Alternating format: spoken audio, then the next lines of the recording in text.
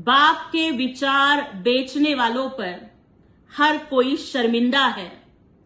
माननीय उपमुख्यमंत्री एकनाथजी शिंदे साहेबांनी ठामपणाने सांगितलंय की कुणाच्या बापाचा बाप आला तरी सुद्धा तो मुंबई महाराष्ट्रापासून वेगळी नाही करू शकणार। आणि तुम्ही मात्र फक्त निवडणुकांच्या राजकारणासाठी मुंबईचा विषय पुढे करताय। माननीय एकनाथजी शिंदे साहेबांच्या मुख्यमंत्री पदाच्या 2.5 वर्षाच्या काळात मुंबईचा जेवढा विकास झाला तेवढा मागच्या 25 वर्षात नाही झाला। कोस्टल रोड झाला, अटल सेतू झाला, मेट्रोचं जाळं उभं राहिलं।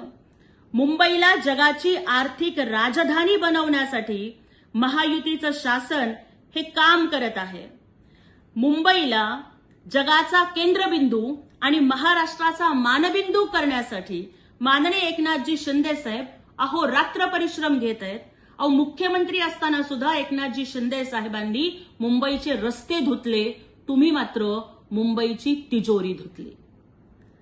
तुम्ही डांबर खाल्लं, तुम्ही मिठी नदीचा गाळ खाल्ला, तुम्ही रस्त्याच्या कॉन्ट्रॅक्ट मधून, दुरुस्तीच्या कॉन्ट्रॅक्ट मधून पैसे खाल्ले, रेमडेसिवीर मध्ये पैसे खाल्ले।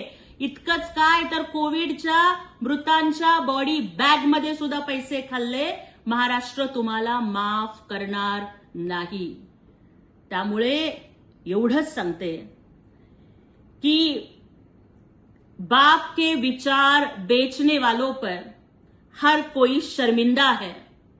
पत्राचार, बॉडी बैग घोटालों का तुम्हारा काला धंधा है।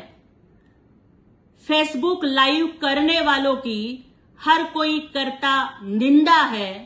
लेकिन याद रखना, मुंबई और महाराष्ट्र बचाने के लिए टाइगर अभी जिंदा है।